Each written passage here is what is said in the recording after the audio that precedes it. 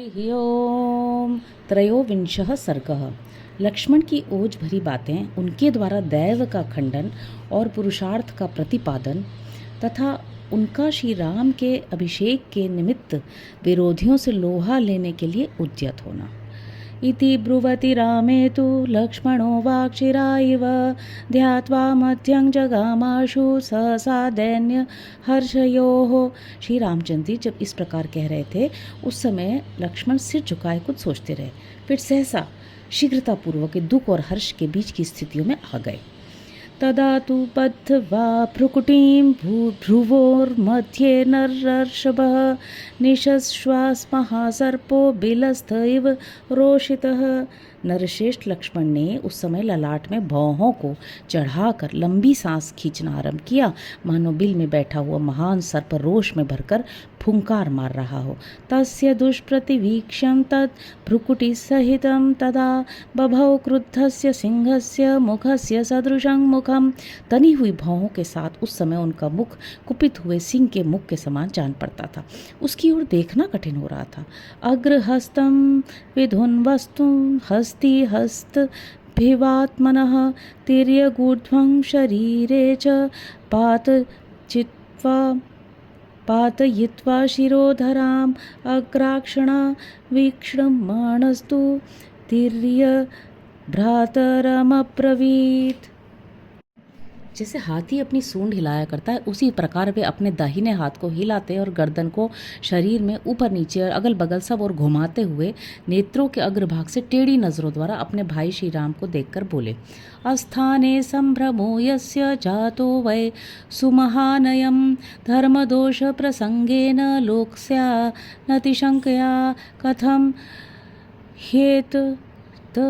हेतद संभ्रान्तस्त्वद्विद्धो वक्तुमर्हति यथा ह्येवमशौण्डीरं शौण्डीरक्षत्रियर्षभा किं नाम कृपणं दैवम क्षक्तम अभिशंससी। भैया आप समझते हैं कि यदि पिता की इस तरह आज्ञा का पालन करने के लिए मैं वन को न जाऊं तो धर्म के विरोध का प्रसंग उपस्थित होता है। इसके अलावा लोगों के मन में ये बड़ी भारी शंका खड़ी होगी कि जो पिता की आज्ञा का उल्लंघन करता है वह यदि राजा हो ही जाए तो हमारा धर्मपूर्वक पालन कैसे करेगा। शायद आप ये भी सोचते होंगे यदि मैं पिताजी की इस आज्ञा का पालन नहीं करूं तो दूसरे लोग भी नहीं करेंगे। इस प्रकार धर्म के अवहेलना होने से जगत के विनाश का भय उपस्थित होगा। इन सब दोषों और शंकाओं का निराकरण करने के लिए आपके मन में वनगमन के प्रति जो ये बड़ा भारी संभ्रम उतावलापन आ गया है, ये सर्वथा अनुचित एवं भ्रम मूलक ही है, क्योंकि आप असमर्थ दैव नामक तुच्छ वस्तु को प्रबल बता रहे हैं। दैव का निराकरण करने में समर्थ आप जैसा क्षत्रिय शिरोमणि वीर यदि भ्रम में नहीं पड़ गया होता तो ऐसी बात कैसे कर सकता था। अतः असमर्थ पुरुषों द्वारा ही अपनाए जाने योग्य और पौरुष के निकट कुछ भी करने में असमर्थ दैव की आप साधारण मनुष्य के समान इतनी स्तुति या प्रशंसा क्यों कर रहे हैं। पापयोस्ते कथम नाम तयोः शंका न विद्यते संति धर्मोपधासक्ता धर्मात्मन किम न बुध्यसे। धर्मात्मन आपको उन दोनों पापियों पर संदेह क्यों नहीं होता। संसार में कितने ही ऐसे पापासक्त मनुष्य हैं जो दूसरों को ठगने के लिए धर्म का ढोंग बनाए रहते हैं, क्या आप उन्हें नहीं जानते हैं। तयोः सुचरितं स्वार्थं शाठ्यात् परिजिहीर्षतोः यदि नैवं व्यवसितं स्याद्धि प्रागेव राघव तयोः प्रागेव दत्तश्च स्याद्वरः प्रकृतश्च सः। रघुनंदन, वे दोनों अपना स्वार्थ सिद्ध करने के लिए शठतावश धर्म के बहाने आप जैसे सच्चरित्र पुरुष का परित्याग करना चाहते हैं। यदि उनका ऐसा विचार न होता तो जो कार्य आज हुआ है वो पहले ही हो गया होता। यदि वरदान वाली बात सच्ची होती तो आपके अभिषेक का कार्य प्रारंभ होने से पहले ही इस तरह का वर दे दिया जाता।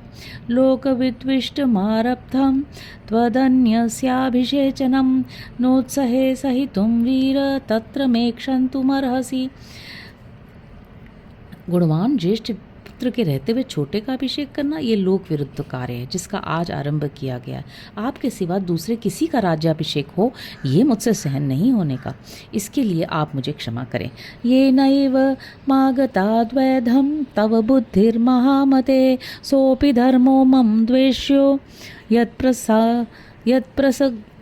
प्रसंगात विमोह्यसी। महामते, पिता के जिस वचन को मानकर आप मोह में पड़े हुए हैं और जिसके कारण आपकी बुद्धि में दुविधा उत्पन्न हो गई, मैं उसे धर्म मानने का पक्षपाती नहीं हूँ। ऐसे धर्म का तो मैं घोर विरोध करता हूँ। कथं त्वं कर्मणा शक्त कैकेयी वशवर्तिनः करिष्यसि पितुर्वाक्यमधर्मिष्ठं विगर्हितम। आप अपने पराक्रम से सब कुछ करने में समर्थ होकर भी कैकेयी के वश में रहने वाले पिता के अधर्मपूर्ण एवं निंदित वचन का पालन कैसे करेंगे। यदयं किल पिशाद्भेद कृतोप्येवं न गृह्यते जायते तत्र मे दुःखम धर्म संगश्च गर्हित। वरदान की झूठी कल्पना का पाप करके आपके अभिषेक में रोड़ा अटकाया गया है, फिर भी आप इसे रूप में ग्रहण नहीं करते हैं। इसके लिए मेरे मन में बड़ा दुख होता है। ऐसे कपट पूर्ण धर्म के प्रति होने वाली आसक्ति निंदित है। तवायं धर्म संयोगो लोकस्यास्य विगर्हिता मनस्रापि कथं कामं कुर्यात् त्वां काम वृत्तयोः तयोस्त्वहितयोर्नित्यं शत्रुवो पितृभिधानयोः। ऐसे पाखंड पूर्वक धर्म के पालन में जो आपकी प्रवृत्ति हो रही है वह यहाँ के जन समुदाय की दृष्टि में निंदित है। आपके सिवा दूसरा कोई पुरुष सदा पुत्र का हित करने वाले पिता माता नामधारी उन कामाचारी शत्रुओं के मनोरथ को मन से भी कैसे पूर्ण कर सकता है। यद्यपि प्रतिपत्तिस्ते दैवी चापि तयोर्मतं तथाप्युपेक्षणीयं ते न मे तदपि रोचते। माता पिता के इस विचार को कि आपका राज्याभिषेक न हो जो आप दैव की प्रेरणा का फल मानते हैं, ये भी मुझे अच्छा नहीं लगता। यदि भी वह आपका मत है तथापि आपको उसकी उपेक्षा कर देनी चाहिए। विक्लवो वीर्यहीनो यः सदैवमनुवर्तते वीराः संभावितात्मानो न दैवं पर्युपासते। जो कायर है, जिसमें पराक्रम का नाम नहीं है, वही दैव का भरोसा करता है। सारा संसार जिन्हें आदर की दृष्टि से देखता है वे शक्तिशाली वीर पुरुष दैव की उपासना नहीं करते हैं। दैवं पुरुष कारेण यः समर्थ प्रबाधितुं न दैवेन विपन्नार्थ पुरुष सोवसीदति। जो अपने पुरुषार्थ से दैव को दबाने में समर्थ है वह पुरुष दैव के द्वारा अपने कार्य में बाधा पड़ने पर खेद नहीं करता, शिथिल होकर नहीं बैठता। द्रक्ष्यन्ति त्वद्य दैवस्य पौरुषं पुरुषस्य च दैवमानुषयोरद्य व्यक्ता व्यक्तिर्भविष्यति। आज संसार के लोग देखेंगे कि दैव की शक्ति बड़ी है या पुरुष का पुरुषार्थ। आज दैव और मनुष्य में कौन बलवान है और कौन दुर्बल, इसका स्पष्ट निर्णय हो जाएगा। अद्य मे पौरुष हतं दैवं द्रक्ष्यन्ति वै जनाः यैर्दैवादाहतं तेद्य दृष्टं राज्याभिषेचनम। जिन लोगों ने दैव के बल से आज आपके राज्याभिषेक को नष्ट हुआ देखा है, वे ही आज मेरे पुरुषार्थ से अवश्य दैव का भी विनाश देख लेंगे। अत्यंकुश मिवोत्तामं गजं मज्जलोद्धतं प्रधावितमहं दैवं पौरुषेण निवर्तये। जो अंकुश की परवाह नहीं करता या रस्से या सांकल को भी तोड़ देता है, मद की धारा बहाने वाले उस मत्त गजराज की भांति वेग पूर्वक दौड़ने वाले दैव को भी आज मैं अपने पुरुषार्थ से पीछे लौटा दूंगा। समस्त लोकपाला समस्तास्ते नाद्य रामाभिषेचनम न च कृत्स्नास्त्रयो लोका विहन्युः किं पुनः पिता। समस्त लोकपाल और तीनों लोकों के संपूर्ण प्राणी आज श्री राम के राज्याभिषेक को नहीं रोक सकते, फिर केवल पिताजी की बात क्या है।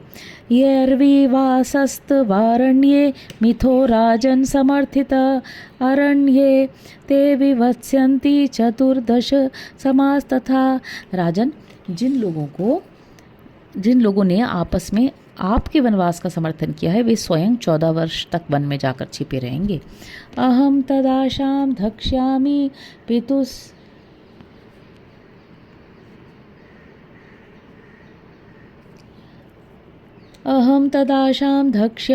पितुस्तस्याश्च या तव अभिषेक विधातेन पुत्र राज्याय वर्तते।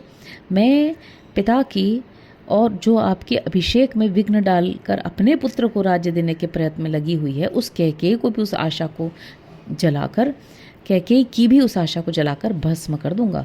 मद्बलेन विरुद्धाय न स्यादेव बलम तथा प्रभविष्यति दुःखाय यथोग्रम पौरुषम मम। जो मेरे बल के विरोध में खड़ा होगा उसे मेरा भयंकर पुरुषार्थ जैसे दुख देने में समर्थ होगा, वैसा दैव बल उसे सुख नहीं पहुंचा सकता।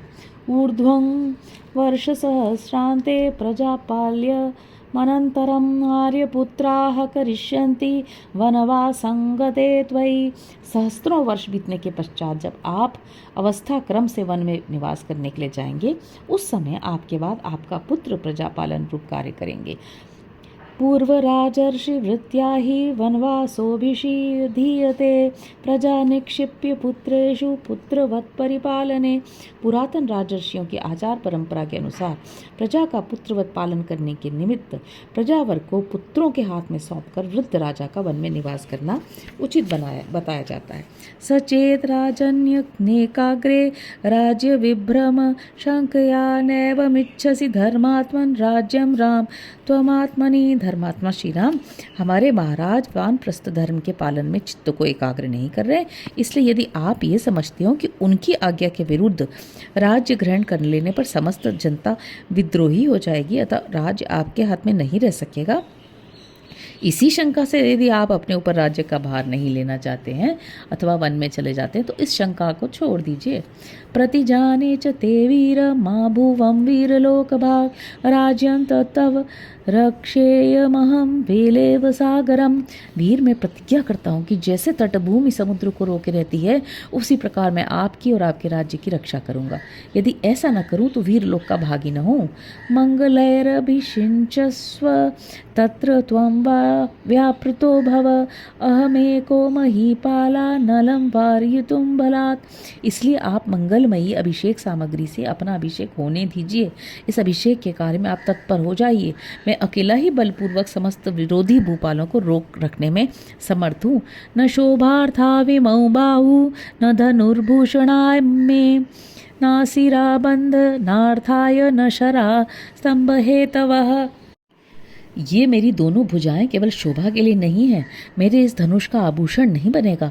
ये तलवार केवल कमर में बांधे रखने के लिए नहीं है तथा इन बाणों के खंभे नहीं बनेंगे।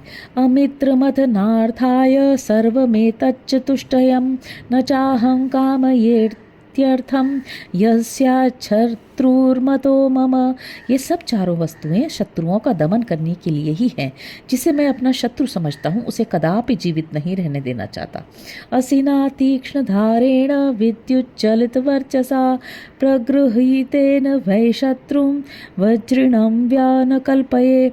जिस समय मैं इस तीखी धार वाली तलवार को हाथ में लेता हूँ, ये बिजली की तरह चंचल प्रभा से चमक उठती है। इसके द्वारा अपने किसी भी शत्रु को, वह वज्रधारी इंद्र क्यों न हो, मैं कुछ नहीं समझता। खड्ग निष्पेष निष्पिष्टैर्गहना दुश्चरा च मे हस्त्यश्वरथि हस्तोरु शिरोभिर्भवितामहि। आज मेरे खड्ग के प्रहार से पीस डाले गए हाथी, घोड़े और रथियों के हाथ, जांग और मस्तकों द्वारा पटी हुई यह पृथ्वी ऐसी गहन हो जाएगी कि इस पर चलना फिरना कठिन हो जाएगा। खड्गधारा मेद्य दीप्यमाना इवाग्नयः पतिष्यन्ति द्विषो भूमौ मेघा इव सविद्युतः। मेरी तलवार की धार से कटकर रक्त से लथपथ हुई शत्रु जलती हुई आग के समान जान पड़ेंगे और बिजली सहित मेघों के समान आज पृथ्वी पर गिरेंगे। बद्ध गोधांगुलित्राणे प्रगृहीत शरासने कथम पुरुषमानी स्यात् पुरुषाणां मयि स्थिते। अपने हाथों में गोह के चर्म से बने हुए दस्ताने को बांधकर जब मैं हाथ में धनुष ले युद्ध को लिए खड़ा हो जाऊंगा, उस समय पुरुषों में से कोई भी मेरे सामने कैसे अपने पौरुष पर अभिमान कर सकेगा।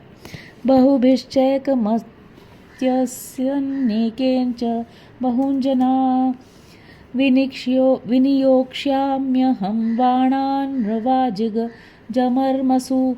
मैं बहुत से बाणों द्वारा एक को और एक ही बाण से बहुत से योद्धाओं को धराशायी करता हुआ मनुष्यों, घोड़ों और हाथियों के मन स्थानों पर बाण बनूंगा। अद्य मिश्र प्रभावस्य प्रभाव प्रभविष्यति राज्ञश्चा प्रभुतां कर्तुं प्रभुत्वं च तव प्रभो। प्रभो, आज आप राजा दशरथ की प्रभुता को मिटाने और आपके प्रभुत्व की स्थापना करने के लिए अस्त्र बल से संपन्न मुझ लक्ष्मण का प्रभाव प्रकट होगा। अद्य चंदन सारस्य केयूरामो क्षणस्य च वसूनां च विमोक्षस्य सुहृदां पालनस्य च अनुरूपा विमौ बाहु राम कर्म करिष्यतः अभिषेचन विघ्नस्य कर्तॄणां ते निवारणे। श्री राम, आज मेरी ये दोनों भुजाएं जो चंदन का लेप लगाने, बाजूबंद पहनने, धन का दान करने और सुहृदों के पालन में संलग्न रहने के योग्य है, आपके राज्याभिषेक में विघ्न डालने वालों को रोकने के लिए अपने अनुरूप पराक्रम प्रकट करेंगी। ब्रवीहि को देवमया वियुज्यन्तां तवा सुहृत् प्राण यश सुहृज्जनै यथा तवेयं वसुधा वशा भवेत् तथैव मां शाधि तवास्मि किंकरः। प्रभु बतलाइए, मैं आपके किस शत्रु को अभी प्राण, यश और सुहृदजनों से सदा के लिए विलग कर दूं। जिस उपाय से भी यह पृथ्वी आपके अधिकार में आ जाए, उसके लिए आप मुझे आज्ञा दीजिए, मैं आपका दास हूँ। विमृज्य बाष्पम परिशांत्य सकृत स लक्ष्मणं राघव वंशवर्धन उवाच पित्रोर्वचने व्यवस्थितं निबोध मामेश ही सौम्य सत्पथा। रघुवंश की वृद्धि करने वाले श्री राम ने लक्ष्मण की ये बातें सुनकर उनके आंसू पोंछे और उन्हें बारंबार सांत्वना देते हुए कहा, सौम्य, मुझे तो तुम माता पिता के आज्ञा के पालन में ही दृढ़तापूर्वक स्थित समझो, यही सत्पुरुषों का मार्ग है। इत्यार्षे श्रीमद् रामायणे वाल्मीकि आदि काव्ये अयोध्या कांडे त्रयोविंशः सर्ग। इस प्रकार श्री वाल्मीकि निर्मित आर्ष रामायण आदि काव्य के अयोध्या कांड में 23वां सर्ग पूरा हुआ। हरि ओम।